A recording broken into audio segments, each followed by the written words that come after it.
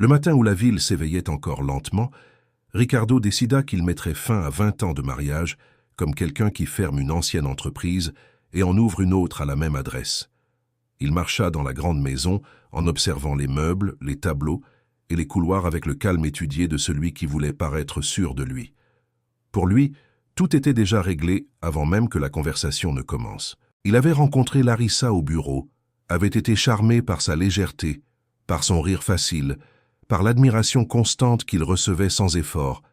Il s'était convaincu qu'il méritait une nouvelle phase, plus jeune, plus brillante, plus alignée avec l'homme qu'il croyait être devenu après s'être enrichi. Patricia était dans la cuisine lorsqu'il entra. Elle organisait les comptes du mois en petites piles, comme elle le faisait depuis des années, avec une précision silencieuse. Elle n'utilisait pas de calculatrice pour les chiffres simples et se trompait rarement sur une valeur. Ricardo s'assit à table, croisa les mains et annonça qu'il devait aller de l'avant. Il parla de changement, d'évolution, de nouveaux cycles, des mots choisis pour sembler rationnels et inévitables. Au milieu de l'explication, il laissa échapper le nom de Larissa avec une naturalité déconcertante, comme s'il s'agissait d'un détail mineur. Patricia resta silencieuse. Sa main droite reposa sur le bois sombre de la table achetée lors d'un ancien voyage. Elle comprit à cet instant que la décision se construisait depuis des mois et qu'aucune phrase ne changerait quelque chose déjà conclu. Elle ne pleura pas devant lui. Elle ne supplia pas. Elle ne demanda pas depuis quand. Elle se limita à écouter jusqu'à la fin et répondit qu'elle ferait le nécessaire. Sa sérénité irrita Ricardo intérieurement, bien qu'il ne l'avouerait jamais. Il s'attendait à une réaction qui confirmerait son importance au centre du drame. Au lieu de cela, il trouva une femme trop lucide pour offrir un spectacle. Le divorce se déroula sans scandale. Les avocats réglèrent les documents, les partages et les signatures rapidement. Patricia exigea seulement ce qui lui revenait de droit. Elle ne demanda pas davantage, ne menaça pas, ne retarda pas les procédures pour punir qui que ce soit. Elle prit la moitié de 2 décennies construites ensemble et quitta la maison en emportant des vêtements, des livres, des objets personnels et une vieille enveloppe oubliée au fond d'un tiroir. À l'intérieur se trouvait son diplôme d'administration, obtenu des années auparavant dans une université publique, avec des notes dont des professeurs se souvenaient encore. Le papier était resté presque 20 ans rangé, non par manque de capacité, mais parce que Ricardo répétait toujours qu'elle n'avait pas besoin de travailler. Il s'occuperait de tout. Moins de 3 mois plus tard, Ricardo épousa Larissa. La cérémonie fut petite, mais suffisante pour nourrir les commentaires dans toute la ville. Il y avait, dans ce geste précipité, une volonté claire de prouver qu'il avait fait le bon choix. Larissa circulait dans la nouvelle maison avec enthousiasme, changeant les rideaux, choisissant la vaisselle, publiant des photos discrètement calculées. Ricardo aimait être vu dans cette phase renouvelée. Patricia loua un appartement simple au 2e étage d'un vieil immeuble, dans une rue pavée. 2 chambres, une cuisine claire, un balcon étroit et une vue partielle sur la cour voisine remplie de bananiers. Elle aurait pu louer quelque chose de mieux. Pourtant, elle décida de commencer avec prudence. Pour la première fois depuis de nombreuses années, chaque choix ne dépendrait que d'elle. Elle acheta une chaise à bascule d'occasion parce qu'elle aimait le léger grincement du bois et rapporta du marché une fougère tordue dont personne ne voulait. Quand elle se réveillait tôt et préparait du café sans devoir adapter son humeur à celle de personne, elle ressentait un nouveau type de paix. Un mercredi nuageux, elle ouvrit la vieille enveloppe et posa le diplôme sur la table. Elle resta à le regarder sans émotion théâtrale. C'était moins une révélation qu'une retrouvaille. Elle prépara du café, s'assit devant la fenêtre et commença à lister les noms de personnes connues qui auraient peut-être besoin d'aide dans leurs affaires. La première cliente fut Donna Celina, qui vendait des douceurs au marché municipal. Elle travaillait beaucoup et il restait peu à la fin du mois. Patricia demanda les cahiers, les reçus, les prix des ingrédients et observa tout avec attention. En quelques heures, elle identifia des gaspillages, des coûts ignorés et des produits vendus en dessous du nécessaire. Elle réorganisa le menu, les tailles, les prix et suggéra de petits changements de présentation. Elle ne promit pas une richesse rapide, elle promit de la clarté. Ensuite vint Moreau, propriétaire d'une boucherie, qui avait ouvert un 2e point de vente trop enthousiasmé par le mouvement du premier. Patricia montra que les coûts fixes avaient doublé, tandis que les recettes avaient à peine augmenté. La recommandation fut dure et simple. Fermer la deuxième boutique avant que le préjudice ne dévore la première. Moreau résista par orgueil pendant une semaine, puis suivit le conseil. Un couple de producteurs de fromages artisanaux apparut ensuite. Le produit était excellent, la tarification désastreuse. Ils n'avaient jamais correctement additionné le carburant, les emballages, les pertes et les heures de travail. Patricia leur apprit à transformer l'effort en prix juste et en meilleure présentation. Ils perdirent 2 clients qui payaient peu, en gagnèrent 4 autres qui comprenaient la valeur. Rien de tout cela ne fit la une. Pourtant, à l'intérieur du pays, les résultats concrets voyagent plus vite que la publicité. Un commerçant en parlait à un autre. Un cousin recommandait à un beau-frère. Une voisine en parlait dans la file de la banque. Le nom de Patricia commença à circuler comme celui de quelqu'un qui résolvait les problèmes sans théâtre. Avec une partie de l'argent de la séparation et les premiers revenus des consultations, elle loua un petit bureau commercial. La peinture s'écaillait en larges bandes. Le sol était en ciment brûlé. Il y avait une longue table achetée dans un bureau en faillite, 2 chaises à roulettes et un ordinateur simple mais fiable. Sur la table, toujours de l'eau, un cahier quadrillé et un gros stylo bleu identique à ceux qu'elle utilisait depuis l'université. Dans cet espace sans glamour, elle commença à construire quelque chose de solide. Patricia ne parlait pas de recommencement, elle travaillait simplement. Elle étudiait le samedi matin, suivait des cours en ligne d'analyse de données, lisait des livres techniques avec des annotations dans les marges et appliquait ce qu'elle apprenait la semaine suivante. Chaque petite décision passait par des questions objectives. Est-ce logique de continuer? Cela tient-il à moyen terme? Quel risque réel existe? Le critère répété quotidiennement devint de la constance. Pendant ce temps, la vie de Ricardo semblait trop belle pour être remise en question. Larissa achetait avec enthousiasme, rénovait des pièces par impulsion et traitait toute réserve de trésorerie comme une abondance permanente. Les factures étaient encore payées parce que la structure accumulée au fil des années supportait le manque de soins.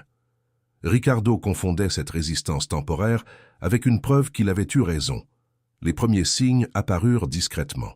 Des contrats expirés sans renouvellement, un fournisseur réclamant des pénalités, des dépenses domestiques au-dessus du prévu, des investissements faits dans l'enthousiasme de dîner qui semblaient ensuite moins brillants à la lumière du jour. Chaque problème isolé paraissait petit. Additionné, il commençait à former un poids. Larissa n'était ni une mauvaise personne, ni incapable. Elle ne possédait simplement pas la lecture dont Ricardo avait réellement besoin à ses côtés. Elle savait plaire aux milieux sociaux, organiser des agendas et maintenir une légèreté sociale. Mais administrer un patrimoine, prévoir les risques et soutenir une routine complexe exigeait d'autres outils.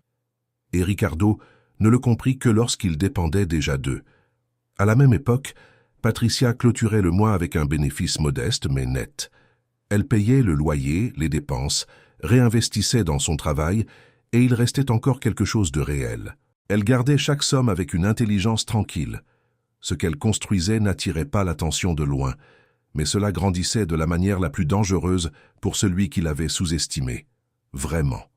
La semaine suivant la rencontre au salon communautaire, Ricardo se réveilla avant l'aube et resta assis au bord du lit pendant de longues minutes, fixant la fenêtre fermée, comme s'il attendait qu'une pensée organisée surgisse de là. Elle ne surgit pas. La maison semblait trop grande depuis la deuxième séparation. Les couloirs renvoyèrent de l'écho, la cuisine avait des placards pleins et une utilité vide, et même l'horloge murale semblait marquer le temps avec une certaine exagération.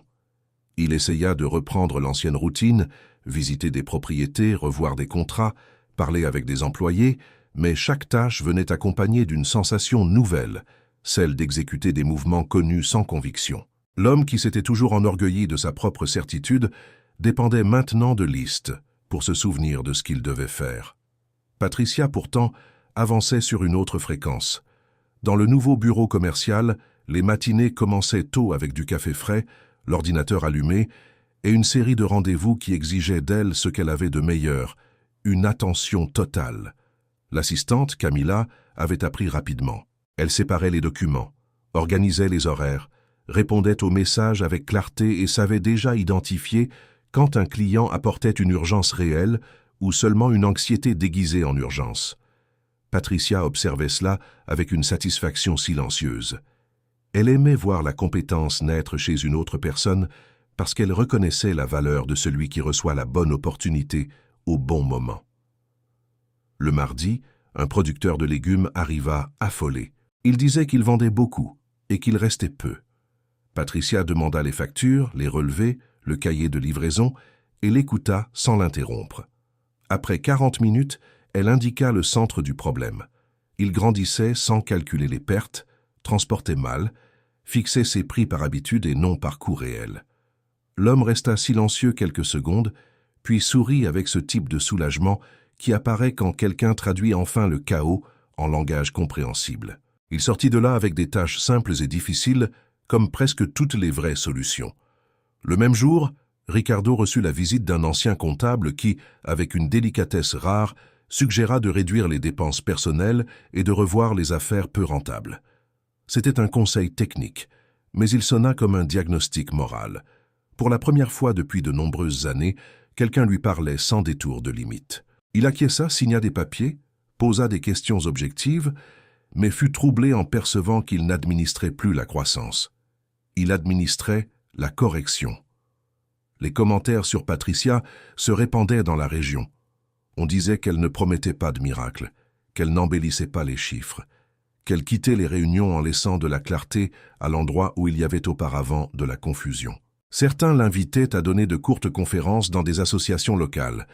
Elle acceptait lorsque l'horaire le permettait, toujours à la condition que ce soit une conversation utile, pas une cérémonie vide. Elle parlait de flux de trésorerie, de marge, de discipline, et de petites décisions répétées assez longtemps pour changer des destins. Elle ne mentionnait jamais sa propre histoire. Elle n'en avait pas besoin. Ricardo entendit de nouveau son nom lors d'un déjeuner d'affaires. Deux hommes discutaient de difficultés dans le secteur lorsque l'un d'eux dit qu'il consulterait Patricia avant de prendre une décision plus importante. L'autre répondit qu'il ferait de même. Ricardo resta silencieux, remuant son verre d'eau.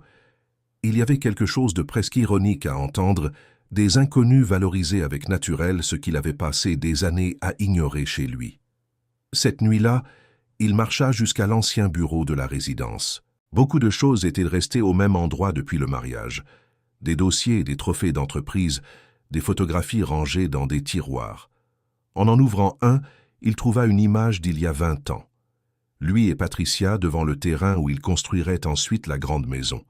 Ils étaient plus simples, plus maigres, plus fatigués et, curieusement, plus présents.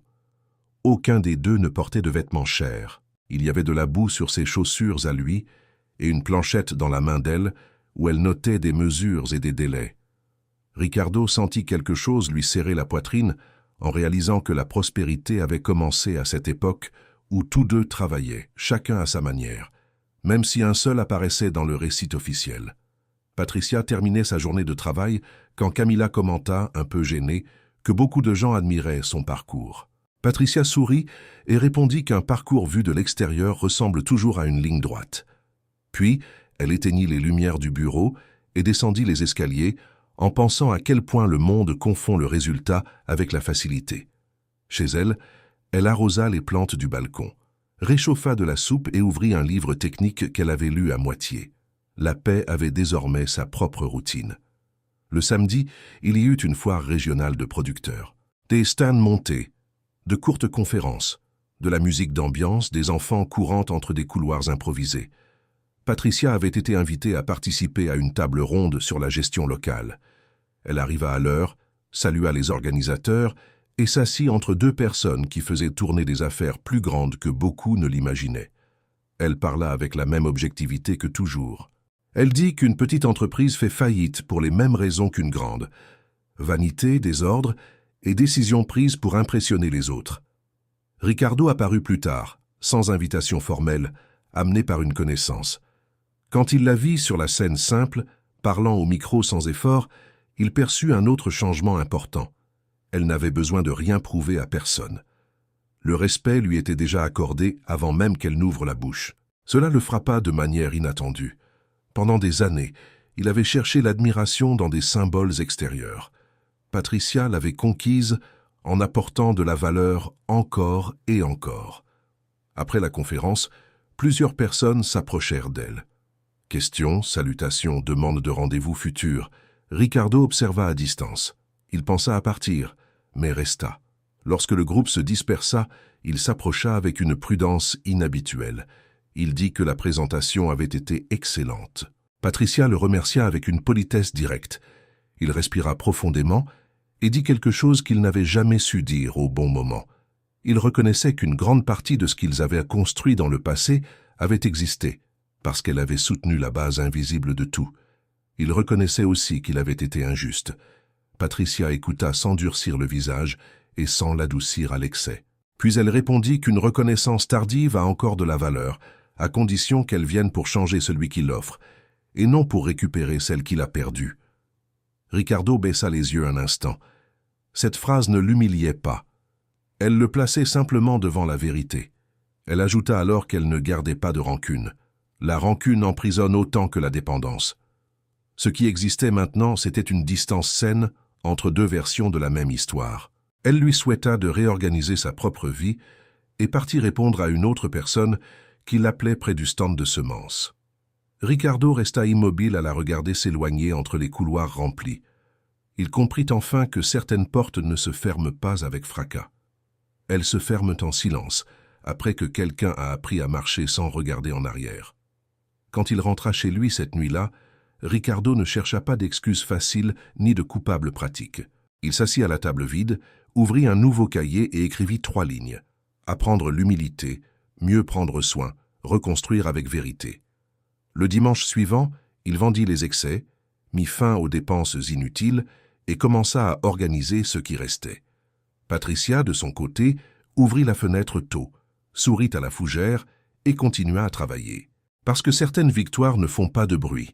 Elles remettent simplement tout à la bonne place enfin dans la vérité, après beaucoup d'attentes et de courage silencieux pour continuer tous les jours avec une fermeté sereine et une espérance renouvelée aujourd'hui même, là, à l'intérieur.